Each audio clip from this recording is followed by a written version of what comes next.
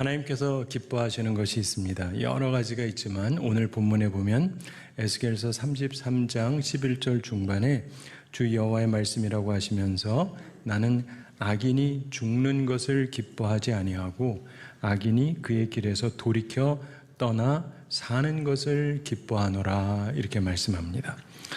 에스겔 본문은 하나님께서 선지자 에스겔에게 하신 말씀입니다. 33장 7절 말씀 함께 읽어보겠습니다. 인자야 내가 너를 이스라엘 족속의 파수꾼으로 삼음이 이와 같으니라. 그런즉 너는 내 입의 말을 듣고 나를 대신하여 그들에게 경고할지어다. 아멘. 하나님께서 에스겔 선지자를 이스라엘 족속의 파수꾼으로 삼으셨다 이렇게 말씀하십니다. 선지자는 파수꾼 역할을 해야 됩니다. 저는 여러 교우들에게 파수꾼 역할을 해야 됩니다. 그리고 여러분은 세상에 파수꾼 역할을 하셔야 됩니다. 그 사명을 감당하려면 우선 하나님 말씀을 우리가 먼저 들어야 됩니다. 그리고 하나님을 대신해서 경고해야 됩니다. 저와 여러분은 우리의 역할에 대한 하나님의 생각을 본문 33장 8절에서 깨달아야 됩니다. 8절 함께 읽어보겠습니다. 가령 내가 악인에게 이르기를 너는 반드시 죽으리라 하였다 하자 내가 그 악인에게 말로 경고하여 그의 길에서 떠나게 하지 아니하면 그 악인은 자기 죄악으로 말미암아 죽으려니와 내가 그의 피를 내 손에서 찾으리라. 아멘. 저와 여러분이 경고하지 않으면 하나님께서 그의 피를 내 손에서 찾으리라 이렇게 말씀해요.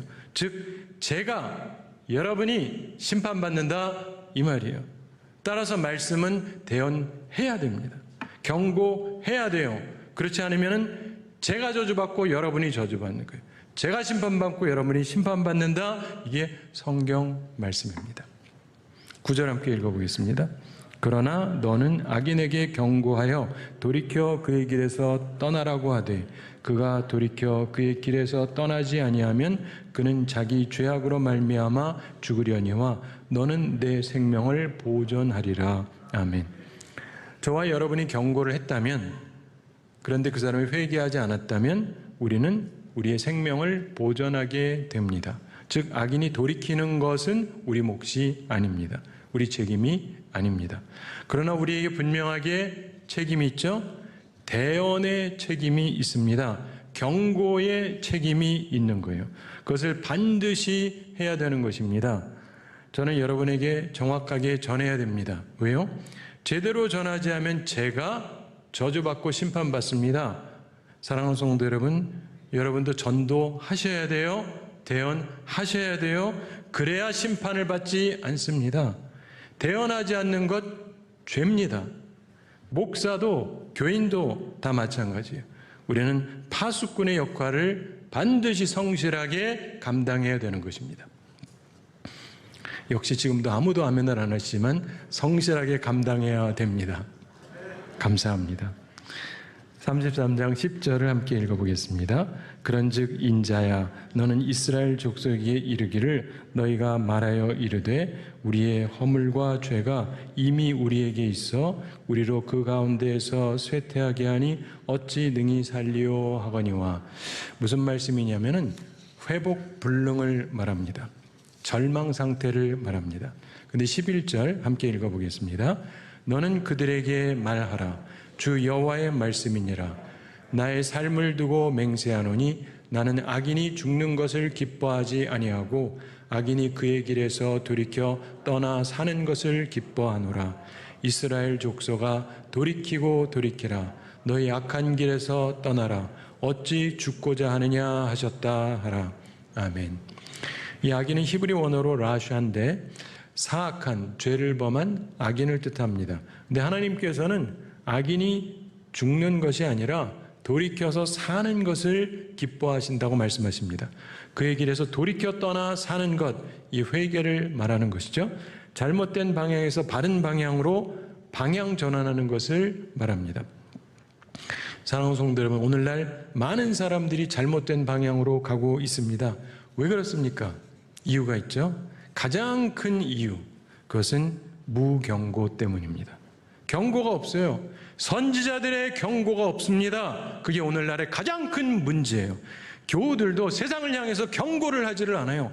죄인을 보고 방치합니다. 경고하지 않아요. 사람들이 다 자기 하고 싶은 대로 자기 방향으로 가고 있는 것입니다. 바로 그런 이유 때문에 파수꾼이 필요한 것입니다.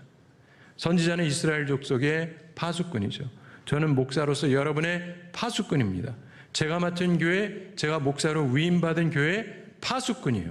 경고를 해야 됩니다. 여러분도 세상의 파수꾼입니다.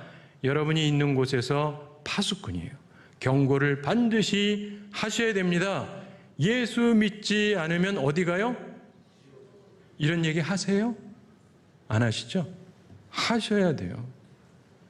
우리의 존재와 사명을 기억해야 됩니다. 우리는 파수꾼입니다. 세상의 소금이며 빛입니다. 경고해야 합니다. 우리는 사람들이 하나님께서 기뻐하시는 바른 방향으로 가게 하기 위해서 파수꾼 역할을 해야 됩니다. 파수꾼 역할을 위한 지침이 있습니다. 이것은 악인이 돌이키고 살게 하기 위한 것인데 가장 중요한 것이 경고의 대언을 해야 한다는 것입니다. 지적하고 경고해야 됩니다. 선지자는 잘못된 방향으로 가는 사람을 경고해서 바른 방향을 알려야 됩니다. 에스겔서 33장 7절 다시 한번 읽어보겠습니다. 인자야, 내가 너를 이스라엘 족속의 파수꾼으로 삼음이 이와 같으니라. 그런즉 너는 내 입의 말을 듣고 나를 대신하여 그들에게 경고할지어다. 아멘. 저와 여러분이 먼저 하나님 말씀을 들어야 됩니다. 그리고 하나님이 원하시는 대로 대언을 해야 돼요. 경고해야 됩니다. 우리나라가 삼국으로 있었던 때가 있죠. 그때 백제의 마지막 왕 의자왕, 본래 매우 총명하고 너그러운 사람이었다 그럽니다. 국방도 튼튼히 하고 백성도 잘 다스렸다 그럽니다. 근데 날이 갈수록 왕의 본인의 자세를 잃게 되고 술과 향락으로 세월을 보냈다 그러죠. 그렇게 된 것은 간신들의 아첨 때문이었습니다. 바른말 하던 충신으로 흥수대감을 꼽는데 근데 간신들이 그를 모략해서 끝내 왕의 미움을 사게 됩니다. 근데 어느 날 흥수대감이 고구려 변방을 돌아보고 나서 의자왕에게 고구려가 곧 쳐들어올지 모르겠다. 대비해야 됩니다. 이런 얘기를 합니다. 그러나 의자왕이 무시합니다. 나라를 걱정한 흥수대감이 자기 스스로 말도 기르고 병사들을 모아서 훈련했습니다. 만약의 경우를 대비하기 위해서. 그러자 간신들이 흥수가 역적이다. 왕이 되려고 그런 일을 하는 거다. 이렇게 말했습니다. 그래서 결국 감옥에 갇히고 말았습니다. 자, 경고하는 사람이 없으니까 태평해 보여요. 그러나 그러던 어느 날 신라와 당나라가 연합해서 백제를 쳐들어왔습니다.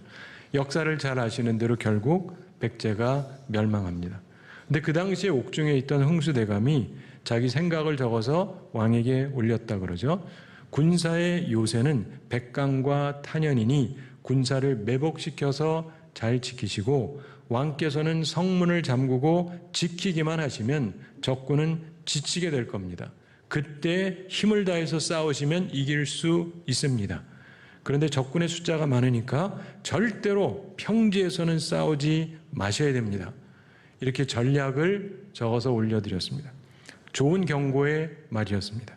근데 대신들이 흥수가 임금에 대한 원망 때문에 반대로 말했을 거다 또 그래요. 결국 전쟁이 났을 때 백제군은 흥수대감의 말대로 하지를 않습니다.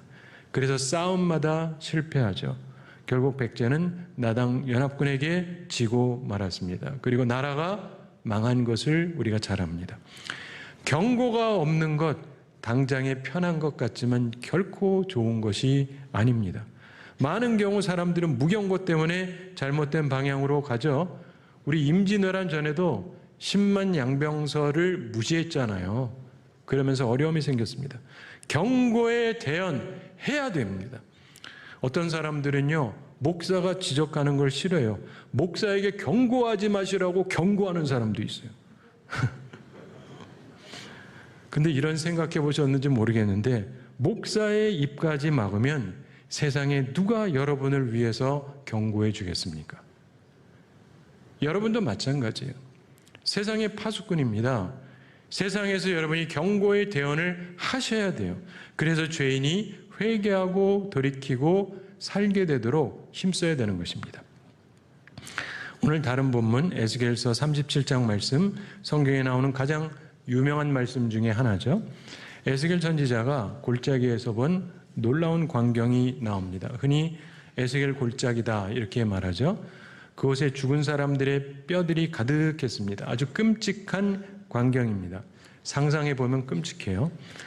본문은 말씀 대언의 과정에 관해서 몇 가지를 교훈해 줍니다. 첫째로 우리 삶에 절망적인 상황이 존재한다는 것을 말씀해 줍니다. 에스겔 골짜기의 마른 뼈, 이건 절망적인 상황을 상징하고 있습니다. 1절 함께 읽어보겠습니다. 여호와께서 권능으로 내게 임재하시고 그의 영으로 나를 데리고 가서 골짜기 가운데 두셨는데 거기 뼈가 가득하더라. 2절도 함께 읽어보겠습니다. 나를 그 뼈 사방으로 지나가게 하시기로 본즉 그 골짜기 지면에 뼈가 심이 많고 아주 말랐더라. 아멘. 큰 군대가 멸절해서 전부 죽임을 당했습니다. 묻히지도 못했어요. 그리고 버려졌습니다. 거기 심이 많은 뼈, 그것도 아주 마른 뼈가 있는데 이것은 결코 회복될 수 없는 절망적인 상황을 뜻합니다. 처참하고 절망적인 상황입니다. 이스라엘의 상황이 그랬다는 겁니다. 회복의 가능성이 없는 절대적 절망과 비참함입니다. 사랑하는 성도 여러분, 요즘 행복하신가요? 평안하신가요? 그러면 감사하고 찬양하시기 바랍니다. 그런데 때로 살다가 보면은 절망적인 상황이 올 때가 있습니다. 본문 1, 2절 말씀이 그것을 상징합니다. 우리 인생 상황도 그럴 수 있다는 것입니다. 특히 뼈가 아주 말랐더라. 이 말씀은 소생 가능성이 전혀 없다. 이런 뜻입니다. 인생을 살면서 이런 상황을 만날 수 있습니다. 때로 내 개인이 절망적일 수 있어요. 때로 내 가정이 절망적일 수 있습니다. 때로 내 직장이나 내 사업이 절망적일 수가 있어요. 때로는 우리 나라가 절망적일 수가 있어요. 때로는 교회가 절망적일 수도 있습니다. 결코 기분 좋은 것은 아닙니다. 그러나 그런 일이 있을 수 있습니다. 본문은 그런 절망적인 상황을 하나님께서 자세히 보게 하세요. 저는 하나님이 많은 걸 보게 하시는데 계속 보면서 드는 생각이 요즘 진짜 말세다 이런 생각이 듭니다. 흔히 말세라고 할 때 절망적이다 이런 뜻으로 쓰여지죠. 정말 보면 볼수록 구석구석 절망으로 가득 찬 소망이 없어 보이는 세상을 느끼게 됩니다. 그런데 두 번째 본문이 주시는 교훈은 하나님의 질문을 들으라는 거예요. 마귀 소리가 아니라 하나님의 말씀을 들어야 돼요. 마귀의 질문이 아니라 하나님의 질문을 들어야 됩니다. 오늘 하나님께서 우리에게 하시는 질문이 뭐냐? 3절에서 말씀하시죠. 3절 함께 읽어보겠습니다. 그가 내게 이르시되 인자야 이 뼈들이 능히 살 수 있겠느냐 하시기로 내가 대답하되 주 여호와여 주께서 아시나이다. 아멘. 자, 하나님의 질문은 기적의 가능성에 대한 질문입니다. 물론 모든 게 주님께는 가능하긴 하지만 이게 너무 절망적인 상황입니다. 그래서 선지자가 주께서 아시나이다 이렇게 말합니다. 그냥 주님만이 아시는 일이다 이런 얘기죠. 자, 우리는 하나님의 질문에 귀를 기울여야 됩니다. 이 절망적인 세상에, 이 절망적인 상황에 과연 소망이 있겠냐? 본문이 주는 세 번째 교훈은 하나님 말씀을 대언하라는 것입니다. 하나님께서 이 모든 뼈들에게 대언하라 이렇게 말씀합니다. 5절 함께 읽어보겠습니다. 주 여호와께서 이 뼈들에게 이같이 말씀하시기를 내가 생기를 너희에게 들어가게 하리니 너희가 살아나리라. 아멘. 6절도 함께 읽어보겠습니다. 너희 위에 힘줄을 두고 살을 입히고 가죽으로 덮고 너희 속에 생기를 넣으리니 너희가 살아나리라. 또 내가 여호와인 줄 너희가 알리라 하셨다 하라. 아멘. 자, 우리는 모두 들은 대로 말할 수 있습니다. 대언할 수 있어요. 그런데 이런 말씀을 대언하고 싶은가? 제가 목사잖아요. 기적의 말씀을 꼭 하고는 싶은데 하라고 하시는 상황을 보면 도저히 말하고 싶지가 않습니다. 굉장히 중요한 거예요. 기적의 말씀이지만 이게 믿기는가? 근데 에스겔 선지자는 어떻게 합니까? 파수꾼으로서 순종해요. 듣고 대언합니다. 7절 함께 읽어보겠습니다. 이에 내가 명령을 따라 대언하니 대언할 때 소리가 나고 움직이며 이 뼈 저 뼈가 들어맞아 뼈들이 서로 연결되더라. 아멘. 8절도 읽어보겠습니다. 내가 또 보니 그 뼈에 힘줄이 생기고 살이 오르며 그 위에 가죽이 덮이나 그 속에 생기는 없더라. 아멘. 자, 일단 기적이 일어났습니다. 흩어졌던 뼈들이 막 들어맞기 시작해요. 그러면서 서로 연결되고 그리고 나서는 또 뼈에 힘줄이 생기고 살도 오르고 가죽이 덮여서 사람 모습이 됩니다. 놀라운 기적이 일어났습니다. 단지 아직 생명은 없습니다. 그러자 하나님께서 다시 말씀하십니다. 잘 들어야 되죠. 9절 함께 읽어보겠습니다. 또 내게 이르시되 인자야 너는 생기를 대하여 대언하라. 생기에게 대언하여 이르기를 주 여호와께서 이같이 말씀하시기를 생기야 사방에서부터 와서 이 죽음을 당한 자에게 불어서 살아나게 하라 하셨다 하라. 아멘. 자, 어떻게 할 것입니까? 역시 대언해야 되겠죠? 말씀대로 선지자는 대언을 합니다. 10절 함께 읽어보겠습니다. 이에 내가 그 명령대로 대언하였더니 생기가 그들에게 들어가매 그들이 곧 살아나서 일어나 서는데 극히 큰 군대더라. 아멘. 여러분 이 뜻을 한번 곰곰이 생각하면서 한번 다시 보세요. 명령대로 대언했다. 하나님이 말씀하시니까 대언했다. 여러분 여기 중요한 거는 믿음이 있느냐 없느냐도 아니에요. 대언을 했느냐 안 했느냐예요. 대언을 했느냐 안 했느냐지 내가 믿느냐 안 믿느냐가 중요한 게 아니에요. 대언을 했더니 생기가 그들에게 들어갔다. 그리고 그들이 곧 살아나서 일어나 서는데 극히 큰 군대가 되었다. 이렇게 말씀합니다. 제가 목사로 살면서 느끼는 게 그래요. 당연히 믿음이 중요하죠. 근데 그보다 더 중요한 것은 주님이 말씀하라고 하면은 믿기든 안 믿기든 대언을 할 수 있느냐? 이게 중요한 거예요.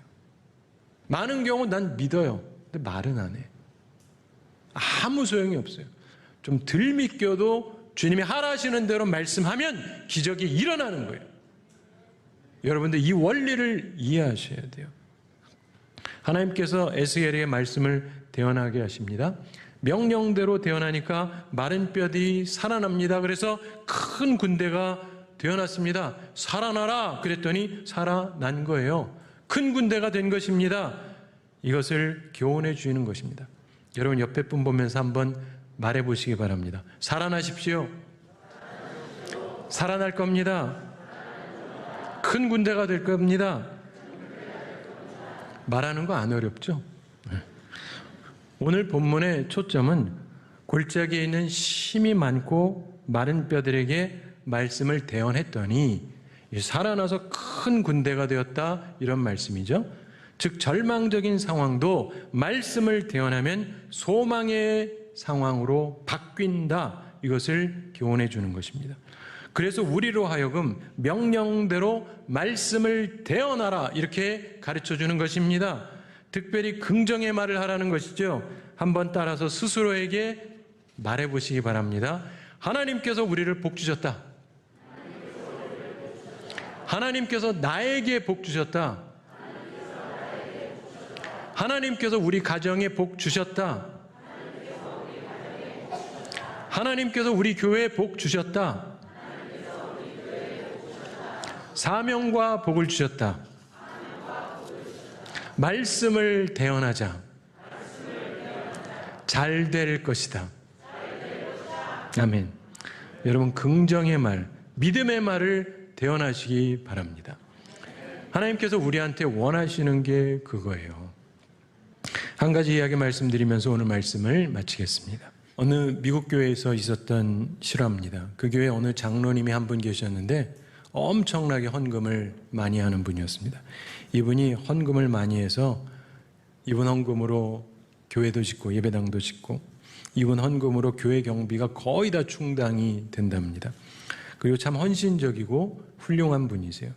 그런데 이분에게 직업상 문제가 있었습니다. 이분이 술집을 경영하고 있었거든요. 좀 장로님으로는 좀 안 맞잖아요. 그 교회 역사 속에 여러 목사님들이 부임하고 떠나셨는데 어느 누구도 장로가 술집 경영하는 것 잘못된 거다라고 말한 분이 한 분도 없었습니다.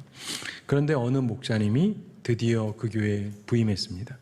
기도하면서 이분이 생각해 보니까 이건 아닌데 깊이 생각을 했습니다. 그리고 결국 목사님이 결단을 내렸어요. 내가 제대로 얘기하고 쫓겨날 땐 쫓겨나더라도 난 바른 말 해야 되겠다. 이렇게 작정을 했답니다. 그리고 주일 예배를 드리는데 예배 시간에 헌금 시간이 있잖아요. 헌금 시간 하는데 헌금 주머니가 그 장로님 앞에 이르렀습니다. 그랬더니 장로님이 역시 거액의 돈을 헌금 주머니에 넣으려고 했습니다. 그런데 강단에서 목사님이 소리를 쳤답니다.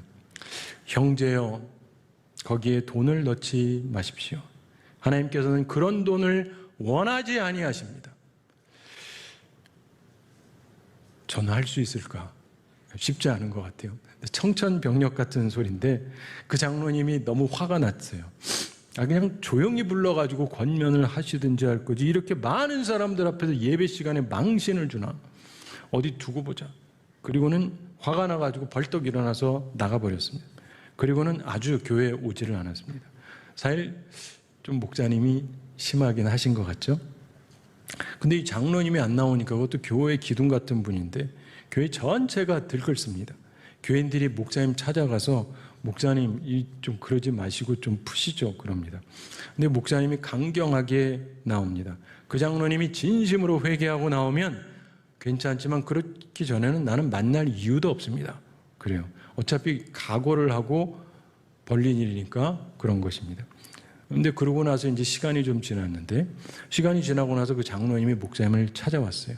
스스로 찾아오고 얘기를 하는데 이 눈물을 흘리면서 말을 하더랍니다. 목사님, 고맙습니다.